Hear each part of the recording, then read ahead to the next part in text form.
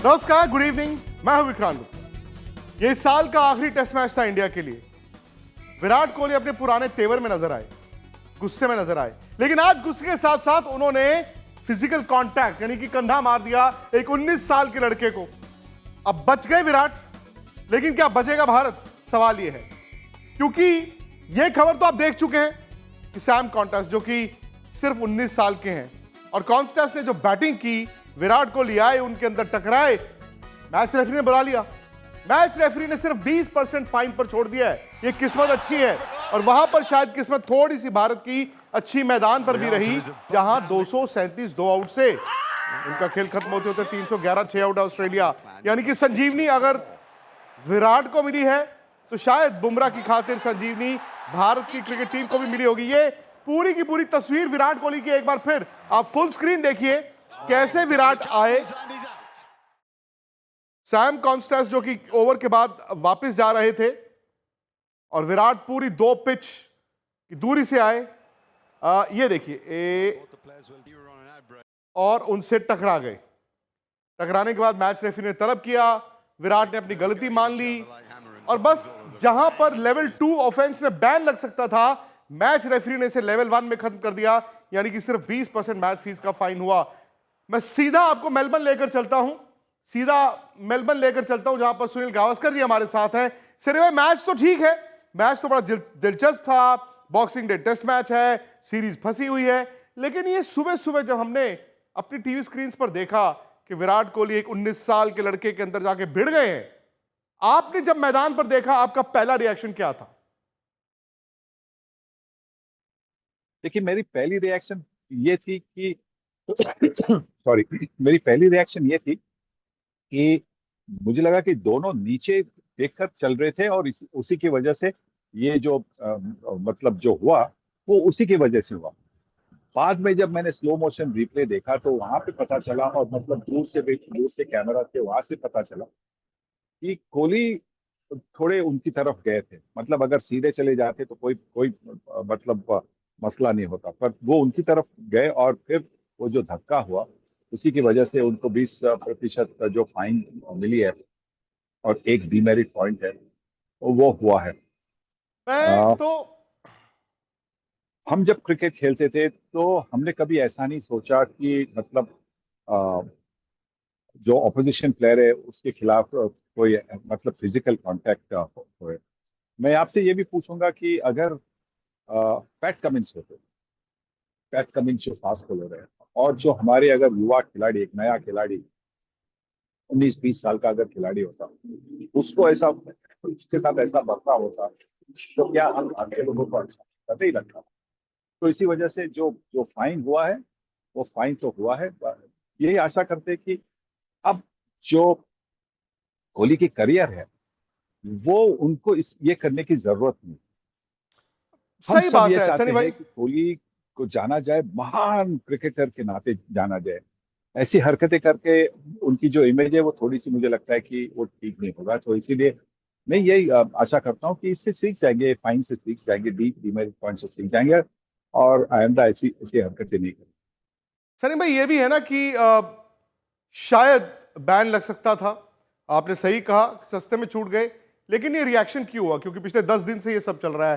पहले एयरपोर्ट पे हुआ, फिर रविंद्र जडेजा के साथ हुआ, फिर इंडिया ने कहा पिचेस नहीं मिली है। ऑस्ट्रेलिया की खेमा फिलहाल चुप है, शायद उनका मीडिया लड़ रहा है, लेकिन यहां से तो मुझे लगता है पूरा का पूरा सिस्टम ही उनसे लड़ना शुरू हो गया। क्या ये प्री प्लान था या फिर 19 साल के उस लड़के ने, सैम कॉन्स्टेंस ने जो बैटिंग की थी, उससे भारत की टीम रैटल्ड थी? बिल्कुल रैटल किया, क्योंकि ये जो उन्होंने मतलब जिस अंदाज से उन्होंने बल्लेबाजी की वो शायद भारतीय टीम ने सोचा भी नहीं होगा। क्योंकि कौन रिवर्स स्कूप खेलता है, कौन स्कूप ऐसा खेलता है पहले आधे घंटे में। जब टॉस जीतकर बल्लेबाजी होती है तो पहले आधे घंटे में बहुत कम ऐसे खेलते थे। तो उन्होंने जिस तरह से भारतीय गेंदबाजी को रैटल किया, यही कहना होगा रैटल किया, क्योंकि उसके बाद में ना सिर्फ बुमराह बट सिराज और आकाशदीप, उनकी लेंथ है वो थोड़ी सी और शॉर्ट होगी, और वो शॉर्ट होने की का फायदा उस्मान ख्वाजा ने उठाया। एक ऐसा टेस्ट मैच है सनी भाई जो वैसे इस साल का आखिरी टेस्ट मैच है, लेकिन सीरीज में इसके बाद एक और टेस्ट मैच खेला जाना है। और हकीकत यह है कि जो इस टेस्ट मैच को बचा गया या जीत गया, शायद वो सिडनी में फेवरेट बनकर जाएगा। पहले दिन का खेल खत्म होने के वक्त एक बात साफ थी कि भारत ने आज जो 11 बनाई उसमें पैनिक बटन प्रेस किया। अब भारत की बैटिंग में भी बहुत बड़ा रिस्क है, लेकिन गेंदबाजी में भारत शायद सिर्फ एक गेंदबाज के साथ खेल रहा था, जसप्रीत बुमराह। 19 साल के खिलाड़ी से जा टकराए विराट, सस्ते में छूटे विराट। नहीं लगा बैन, बस कटेगी 20% मैच फीस। पहली पारी में ऑस्ट्रेलिया 300 पार। बुमराह फिर दमदार, किए 3 शिकार। वैसे मुझे तो भारत की सोच नहीं समझ आई, जिस तरह की 11 आपने खिलाई मेलबर्न में, जहां पर आप 2 स्पिनर सोच भी नहीं सकते, भारत ने खिला दिए। शुभमन गिल को बाहर कर दिया। सनी भाई, पता नहीं सिलेक्शन आपने कैसी भी की हो, लेकिन दिन का खेल खत्म होते होते 311 6 आउट में ऑस्ट्रेलिया खेमा ज्यादा खुश या फिर भारत? ये कहना होगा कि ये तो ऑस्ट्रेलिया का दिन रहा, क्योंकि अगर 300 पर 8 आउट होते तो ये आप कह सकते हैं कि शायद शेयर किया है, क्योंकि 300 रन एक दिन में करना भी बड़ी बात होती है। और इसलिए मुझे लगता है कि आप ये कह सकते हैं, क्योंकि स्टीव स्मिथ भी अभी भी अविजित है और 68 पर बल्लेबाजी कर रहे हैं। पैट कमिंस उनके साथ है, वो भी अच्छी बल्लेबाजी कर सकते हैं। तो मुझे पता है, मुझे लगता है कि शायद वो आज ये कहना होगा कि ऑस्ट्रेलिया थोड़ा आगे है इंडिया से। सनी भाई, ये भी हो सकता है ना कि 350 पौने 400, लेकिन शायद इसके बियॉन्ड अगर चले जाएं तो मुश्किल होगा। अब आज का दिन शायद एक बेस बनाया है ऑस्ट्रेलिया ने। अगर इंडिया को वापस आना है, कल शाम खुश होना है, तो क्या करना होगा? सबसे पहले बात यह है कि अगर भारतीय टीम जो पार्टी की 4 विकेटें है वो अगर अगले 30-40 रन में ले सकती है तो बहुत ही अच्छा रहेगा, क्योंकि गेंद जो है दूसरी नई गेंद है, वो काफी नई भी है। तो उसका अगर फायदा उठाकर, क्योंकि पिच थोड़ी सी तेज होगी, सुबह में थोड़ी सी हमेशा फ्रेशनेस जो रहती है, उसका अगर फायदा उठाकर हमने 4 जल्दी विकेटें ले ली और 350 के अंदर अगर आउट किया, तो क्योंकि विकेट बड़ी अच्छी है, 2 बार रोलिंग भी होगी। एक तो पहले जब ऑस्ट्रेलिया बल्लेबाजी करने आएगी तो ऑस्ट्रेलिया रोलिंग करेगी, उसके बाद में इंडिया बैटिंग करने आएगी तो वो भी रोल का इस्तेमाल करेगी। तो इसका मतलब है कि थोड़ी सी पिच थोड़ी सी दब जाएगी और बैटिंग के लिए और अच्छा रहेगा। दिक्कत यह है कि हम सोच रहे हैं कि 350 पर अगर आउट कर लिया ऑस्ट्रेलिया को तो बड़ी कामयाबी होगी। हकीकत यह भी बताती है कि इस पूरी सीरीज में भारत जो है, एक बार पौने 500 हमने बनाए थे सेकंड इनिंग में, और पिछले मैच में एक बार हमने 250 बनाए, वो भी 10 विकेट की पार्टनरशिप, बाकी रन नहीं है। तो अंदाजा लगाइए कितना बड़ा, सनी भाई, यहां पर भारत के लिए पहाड़ है। अब बैटिंग ऑर्डर में भी सब बदलाव है। अच्छा, बाय द वे, जब टीम अनाउंस हुई, आपको हैरानी नहीं हुई कि शुभमन गिल टीम से बाहर हो गए हैं, रोहित शर्मा दोबारा ओपन करने चले गए हैं, केएल राहुल को नंबर 3? देखिए, बैटिंग ऑर्डर तो हमें कल ही पता चलेगा, क्योंकि कभी कभी जो पब्लिक में कहा जाता है वो शायद दूसरी टीम को ज्यादा अंदाजा नहीं हो, इसके लिए शायद कुछ पब्लिक के लिए कहा जाता है। पर शुभमन गिल को जब आपने ड्रॉप किया तो उसका मतलब है कि आपकी ये बल्लेबाजी जो कमजोर है, आपकी जो कमजोर कड़ी है इस टूर्नामेंट में, इस सीरीज में, तो वो आपकी बल्लेबाजी है। और उसमें से आपने अभी एक बल्लेबाज को आप निकाल कर आपने एक ऑलराउंडर को आपने शामिल किया है टीम में। और ये एक ऐसा बल्लेबाज है जिसने ऑस्ट्रेलिया में अच्छे रन बनाए पिछले पिछले दौरे पर, जिसने एडिलेड के मैच में भी रन बनाए थे। तो वो आश्चर्य की बात थी कि शुभमन गिल को ड्रॉप किया।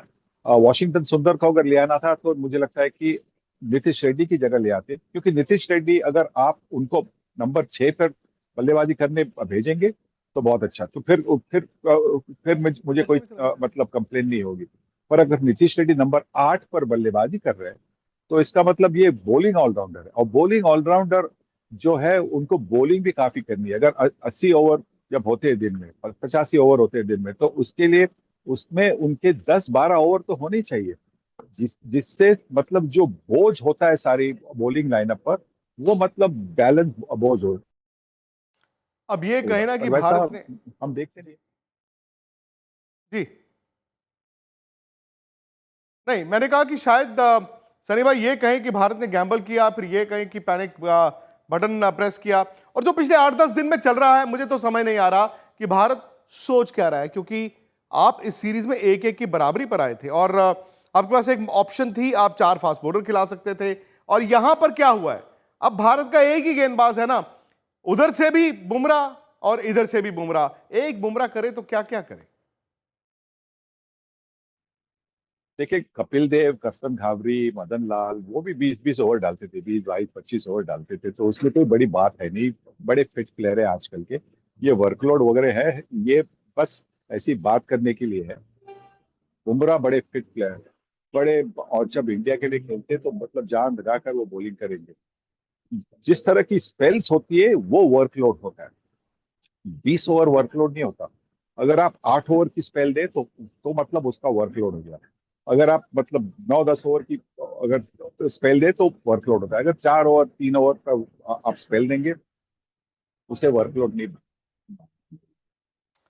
चलिए खैर, एक दिन का खेल हो चुका है और मेलबर्न में अब कल मौसम थोड़ा अलहदा रहने की उम्मीद है, लेकिन सवाल यह है कि क्या भारत के बल्लेबाज फाइनली वहां पर रन बनाएंगे, क्योंकि यह ना भूलें कि पिछले 2 दौरों पर भारत ने मेलबर्न में जीता है और मेलबर्न भारत के लिए एक हैप्पी हंटिंग ग्राउंड है।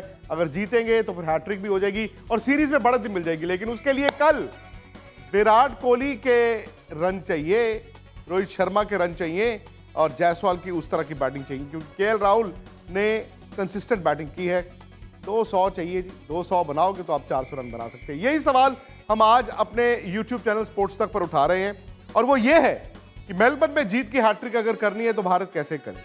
उसके लिए आप फटाफट से रात 8 बजे आ जाइए हमारे YouTube चैनल स्पोर्ट्स तक पर। सब्सक्राइब करना होगा YouTube पर जाकर, फटाफट से 5 सेकंड लगते हैं। अगर आप स्पोर्ट्स तक को सब्सक्राइब करेंगे तो आपको खबरें भी मिलेंगी, आपको इंटरव्यूज भी मिलेंगी और साथ ही साथ एक ऐसा मंच जहां पर आप खुद अपनी राय रख सकते हैं। स्पोर्ट्स तक पर आपको न सिर्फ खबरें मिलेंगी बल्कि आपका ओपिनियन भी मैटर करता है। यह आप ही का मंच है। आइए बताइए, भारतीय क्रिकेट टीम से आप क्या उम्मीद करते हैं। रहिए स्पोर्ट्स तक के साथ, सब्सक्राइब कीजिए स्पोर्ट्स तक को YouTube और Facebook पर।